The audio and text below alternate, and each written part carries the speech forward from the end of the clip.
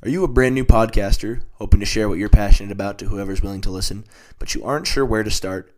Navigating the logistics of your podcast can be confusing, from tracking growth to getting your podcast on the biggest platforms like Apple and Spotify. That's why I use Captivate. Captivate is a podcast publishing site that's user-friendly and offers everything you need to fulfill your podcast's full potential. They'll help you publish your podcast to all of the most popular platforms, as well as help you track your growth through daily, weekly, 28, and 90-day download numbers, as well as the averages, so you can see where your podcast might be flourishing or floundering.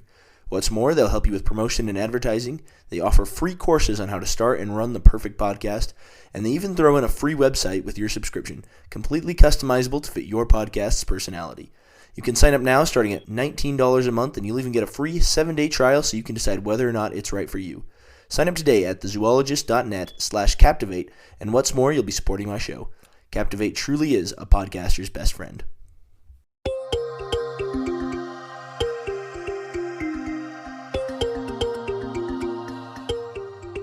Hello everyone, and welcome to this week's edition of the Zoologist Podcast. I'm your host Jake, and today we'll be diving into more facts and stories about some of our planet's amazing creatures. Once again, let's get ready to get wild. Today is an episode I've been looking forward to for a while, almost since I had the idea to start this podcast. One thing you should know about me, in addition to being a zoology nut, I'm also a bit of a history buff, and today we'll be combining the two and looking into one of the most bizarre and hilarious stories from modern history. The story revolves around the emu, a large flightless bird that is a staple of Australian culture and identity. It was also involved in one of the most ridiculous wars ever waged. This is one of those stories you just can't make up. Let's dive in.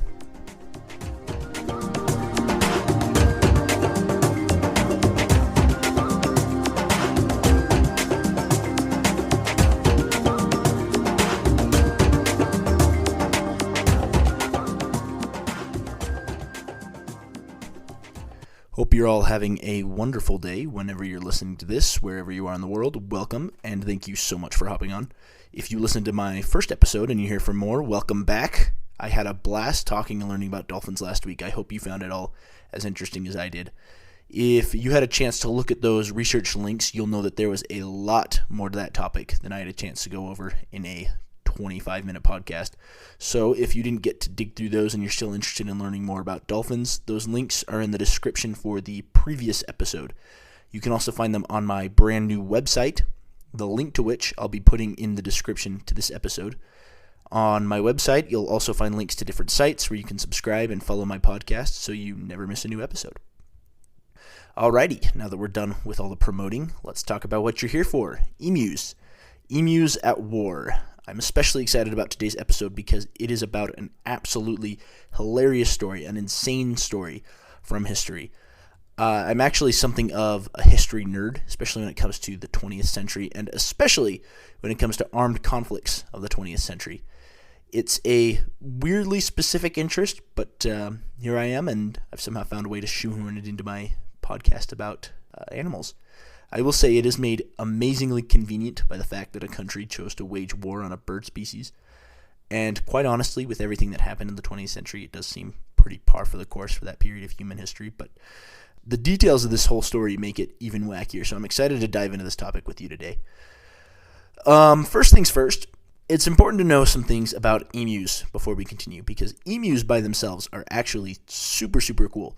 The emu is a large, flightless bird native to Australia. They're massive. They're huge. One of the biggest birds in the world. They can weigh up to and over 100 pounds and stand anywhere between 5 and 6 feet tall. That makes them the second tallest bird in the world, behind only the ostrich. While they can't fly, they sure can run. They can reach speeds of up to 30 miles per hour, and I saw some estimates as high as 40 to 45 miles an hour. This is possible because they have very, very long legs, and that gives them a huge stride. I think I read somewhere that they can cover 9 feet in a single stride when they're running, which is beyond ridiculous. This is also possible because they have massive feet. Each of their feet has 3 huge claws that grips the ground and thrusts the bird forward when it's running. These claws are also a handy defense mechanism. They can be used to fend off potential threats. They have a nasty kick, which you do not want to be on the wrong end of. However, unlike their relatives, the cassowary, which is a very aggressive bird. It seems that emus aren't especially aggressive themselves. In fact, they're pretty curious and inquisitive when it comes to human behavior. They'll often go and investigate things like someone waving something in the air. So pretty cool birds, pretty used to having human contact, pretty used to being in close quarters with human beings. And they live in a variety of different habitats around Australia. They live in grasslands, they can be found in savannas, forests, deserts, you name it. They are extremely adaptable birds, which has allowed them to survive and even thrive as human beings have encroached on their territory.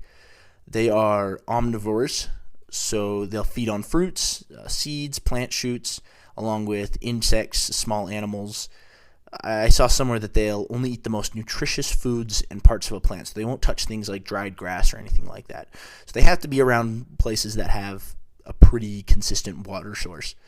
They'll travel hundreds of miles in search of food and water, and often what they'll do is they'll pattern their movements to track recent rainfall, so they don't follow a rigid or set migratory path. They're not going the same way every single time. They're always adapting. They're always on the lookout for the best and most convenient resources available. That's important. Put a pin in that. Remember that for later, because that's going to come up again. The differences between male and female emus are also fascinating. Females are a little bit bigger on average than the males, and they're actually the ones that fight for the right to breed and choose which males to pair off with. Emu fights between females fighting for the right to breed can be pretty vicious, apparently.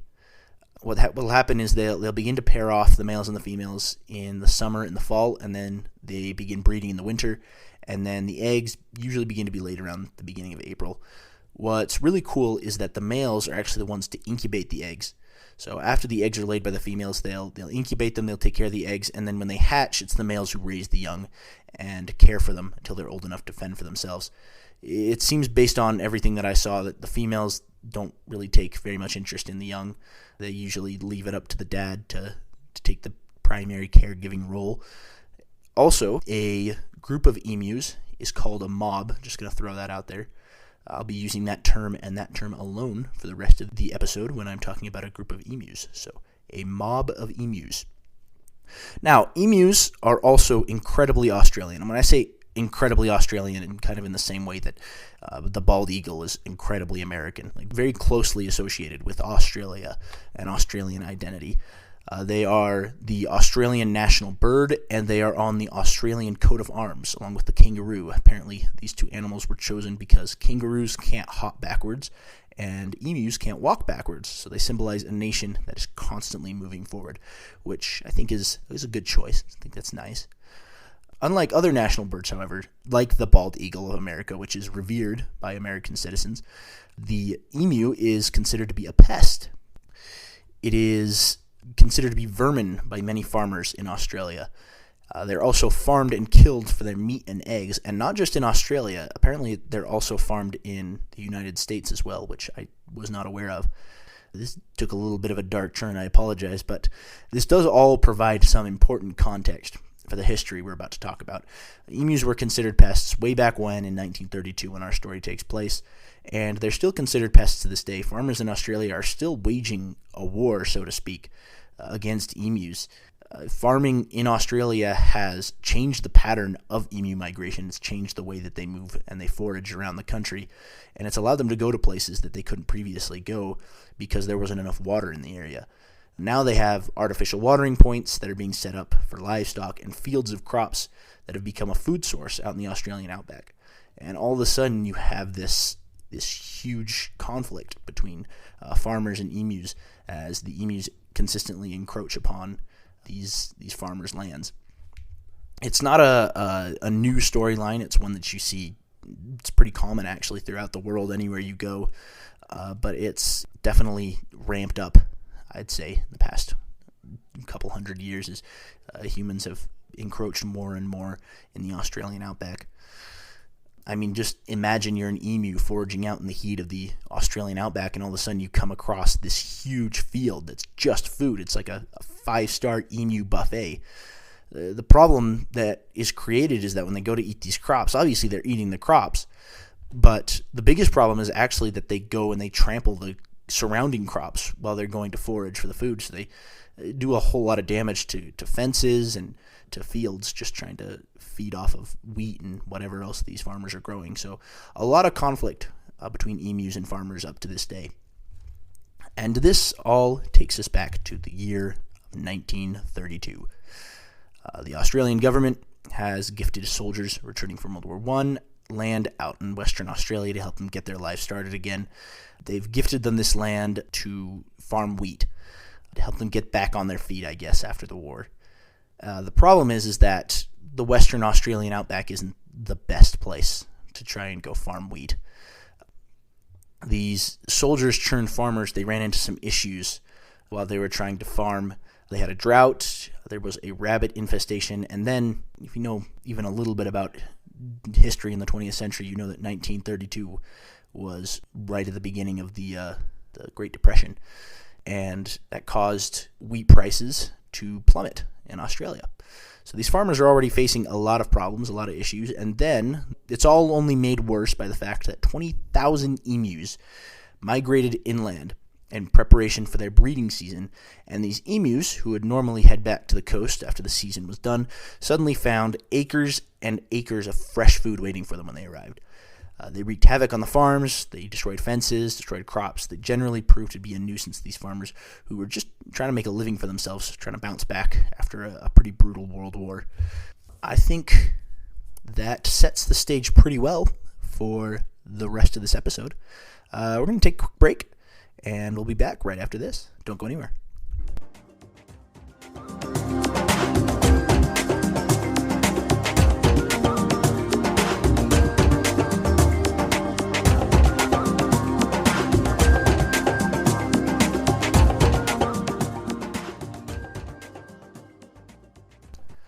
All right, welcome back. We have talked a little bit about emus, about some emu facts for your next trivia night, as well as some of the conflict that's arisen between emus and farmers out in Australia. Even to this day, we started talking about the beginning, the setup to the Great Emu War of 1932. The emus were wreaking havoc on these farms, like 20,000 of them out in the Western Australian outback, and these farmers, they went to the government for help, as you might expect, but not to the Minister of Agriculture, but to the Minister of Defense, a man by the name of George Pearce. These are ex-soldiers, after all. What they wanted was, they wanted Pearce to send the army along with a couple machine guns and launch a counterattack on the birds, quote-unquote. And George Pearce was like, okay. He sent the 7th Heavy Battery of the Royal Australian Army, led by Major G.W.P. Meredith, along with a few Lewis machine guns, to exterminate the birds and bring peace to the Western Australian countryside. And thus, the Great Emu War of 1932 was underway. Australia had declared war upon the massive threat of the emu population, I guess. It should also be noted that Pearce, he sent out a cinematographer, probably as a PR stunt, show that the government was doing something for its war veterans, and possibly to get some propaganda shots, get some shots of soldiers shooting down emus. It should also be noted that Pearce did not inform the military board in Canberra before giving the go-ahead to this little expedition, so maybe he realized even then how ridiculous this all was, at least to some extent. But whether he realized it was ridiculous or not, it did not stop him, and it did not stop the army from arriving in Campion, Australia, November 2nd, 1932. That's when the first soldiers started to arrive. And it seems like, based on all accounts, Meredith and his men thought that this was going to be a cakewalk, just run around and shooting emus in the outback. And honestly, why wouldn't they? You've seen the horrors of World War I. You have machine guns. What are the odds that this funny-looking bird is going to cause you any real problems? I believe the expectation was for these soldiers to just mow down mobs of these emus with their guns, and as we'll come to see, that wasn't the case. These emus turned out to be much more of a handful than Meredith and his merry men could have anticipated, for several reasons that we'll get into. Now, the first battle of the Emu War happened when the men came across a mob of about 50 emus, I'd say. They loaded up their machine guns, started shooting, and the emus did what any good emu would do. They ran away. They managed to kill a few. I think they got about 20 of them, but the rest of them got away. turned out to be much more elusive than the soldiers foresaw, and this turned into a running theme. It's one of the reasons that this emu war went awry. These soldiers were expecting to just gun down unwitting mobs of emus, but what ended up happening was these emus, when they were shot at, they would scatter. They'd split off into smaller groups and they'd flee, and it made it difficult to concentrate their gunfire in any one place and kill a large group of emus at one time. What they ended up having to do is they'd have to head over to water sources and then ambush emus as they came by to drink, but even this was extremely inefficient. They'd only get really small groups at a time, and they ended up wasting a whole lot of ammo. They ended up wasting a whole lot of ammo trying to kill off these emus. And this all leads them into the second great battle of the Emu War. A few days later, the soldiers, they come across a mob of about 1,000 emus at a dam, or maybe the emus came across them. I don't know who was there first. In any case, they had the emus dead to rights. The machine guns were ready. They had learned that they needed to sneak up on them, so they snuck up, and they were in a perfect position to just mow down mobs and mobs of emus. They started shooting, and they ended up killing 12, but at the worst possible moment, the machine gun jammed. The emus all got away, and it ended up being one of the most humiliating moments of the war for the Australian Army, in a war that was just completely humiliating in and of itself. This was kind of like the apex of the humiliation. It kind of came to represent this whole Emu War for the Army. Now, the Army was beginning to realize that they had underestimated their enemy. They also noticed that the birds were starting to catch on to their tactics. One of the soldiers reported, quote, "Each pack seems to have its leader now, a big black-plumed bird which stands fully 6 feet high and keeps watch while his mates carry out their work of destruction and warns them of our approach." Meredith himself had to account for the Army's failure, and when writing to his superiors, he said, quote, "It must be realized that an emu full out can do 45 miles per hour. Consequently, the target is, after the first burst, a very rapidly moving one, and is only visible for a very short time." So these soldiers were having an incredibly difficult time just getting a chance to get a clean shot on the birds. They had lookouts, the emus did. They had lookouts that would warn the rest of the mob when danger was coming, and when they ran, they were moving too fast to give the battalion any chance of hitting them, of getting a clean shot at them. When they did manage to get in range, when they did manage to get a good shot, apparently the emus could take on several bullets and just keep going. They proved to be extremely resilient. Meredith claimed to have seen a bird run half a mile mortally wounded, and he compared them to tanks. He said, quote, "If we had a military division with the bullet-carrying capacity of these birds, it would face any army in the world. They could face machine guns with the invulnerability of tanks." At one point, they even tried putting a machine gun in the back of a truck and gunning them down on the move, kind of like a warthog in Halo. But they ended up just running into an emu. They got tangled up in the steering equipment, and they crashed into a fence. Also, they couldn't aim properly anyway while they were on the move, so the whole thing was just a disaster. As you can imagine, this Emu War was not popular in the media, nor was it popular in the government. Some people complained that it was inhumane, which it was, especially on the international scene. And in general, people in Australia didn't seem too happy that the army was running around in the outback embarrassing themselves, which is fair.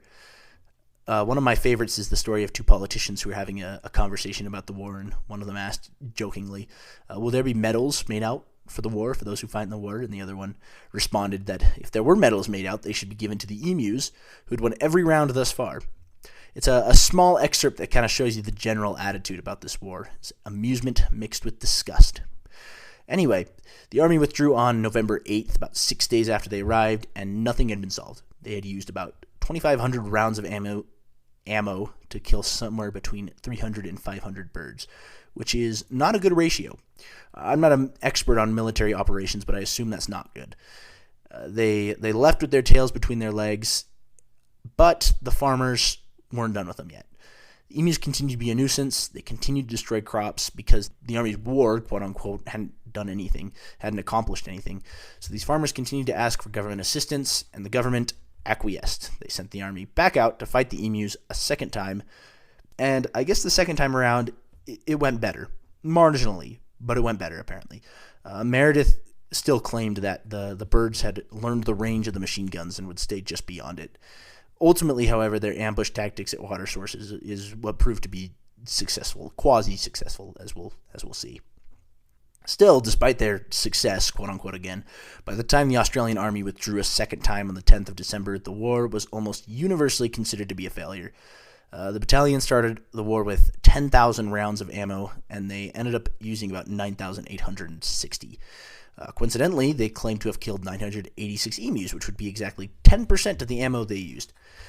Now, I'm not claiming to be an expert at probability, and again, I'm not an expert at the on war tactics or anything like that, but that 10%, it just doesn't quite add up to me, and I'm not alone. There are a lot who think that the Army fudged the numbers to make themselves look better.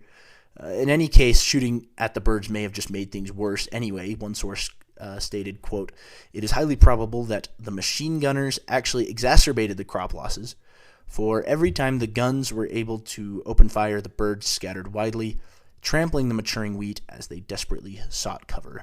I think the Great Emu War is best summarized by ornithologist D.L. Cervanti. He said, quote, "The machine gunner's dreams of point-blank fire into serried masses of emus were soon dissipated. The Emu Command had evidently ordered guerrilla tactics, and its unwieldy army soon split up into innumerable small units that made use of the military equipment uneconomic. A crestfallen field force therefore withdrew from the combat area after about a month." In the aftermath, emus have continued to be a pest control problem for Australian farmers, as we've discussed. Apparently, the farmers out in Australia have found that rifles are a far more effective tactic, a far more effective weapon than calling for military operations. So the Army has never been dispatched to fight emus ever again. There is another solution that the Australian government came up with.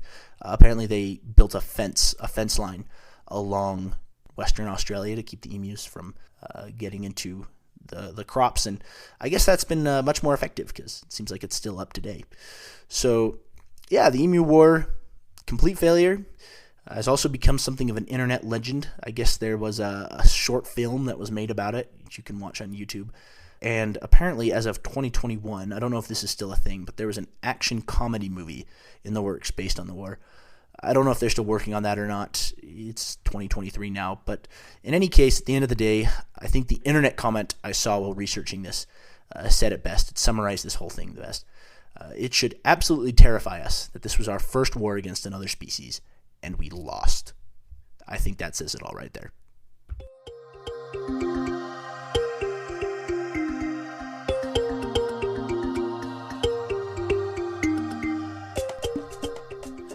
Thank you all so much for listening to this episode about the Great Emu War. Just like last time, all research links will be in the show notes, so if you want to learn more about emus and their surprising skill at modern warfare, go ahead and look through those. Like I said, I'll also be putting up the link to my website. You'll be able to get the full episode directory, find out where you can subscribe and follow the podcast. It's now on Apple Podcasts, Spotify, and Amazon Music. Maybe that's where you're listening to this right now, on one of those three platforms. I'll be releasing new episodes every Tuesday at 5 p.m. Eastern Standard Time, so make sure you never miss an episode and a chance to learn something new about all your favorite animals and then some. If you'd like to reach out to me with suggestions or questions, email me at the.zoologist.podcast@gmail.com. Talk to you next time, and have a wild day.